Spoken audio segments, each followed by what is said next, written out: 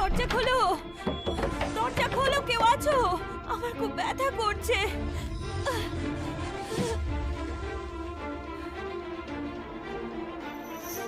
কেউ আছো? আমার বাচ্চা হবে, প্লিজ দরজা খোলো। আমার খুব ব্যথা করছে।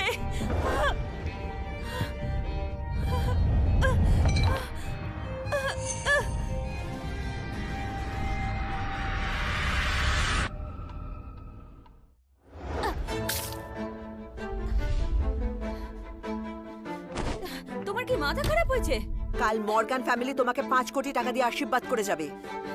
চুপচাপ রাজি হয়ে যাবে। মর্গান ফ্যামিলির ফালতু লোকটা যে এত কাণ্ড ঘটিয়েছে, যার অলরেডি একটা বাচ্চা আছে, তুমি আমায় 5 কোটি টাকার জন্য ওর কাছে বিক্রি করে দিতে চাও? এটা হবে না। এখন আর এসব বলে কি হবে? দেখো ও যেন বাইরে না যায়। ঠিক আছে।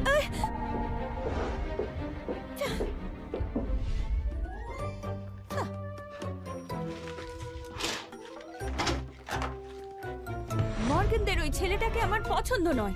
আমি যাকে ইচ্ছে তাকে বিয়ে করব। রাস্তার ভিখারি হলেও চলবে, তোমাদের কথা শুনবো না।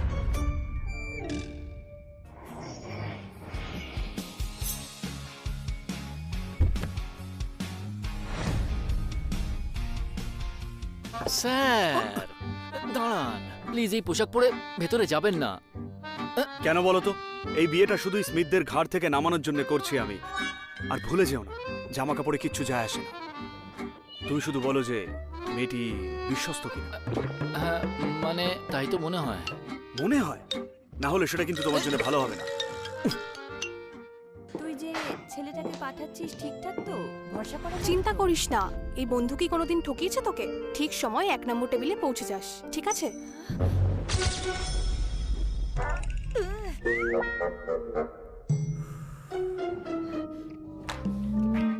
Hello. Nice to meet you.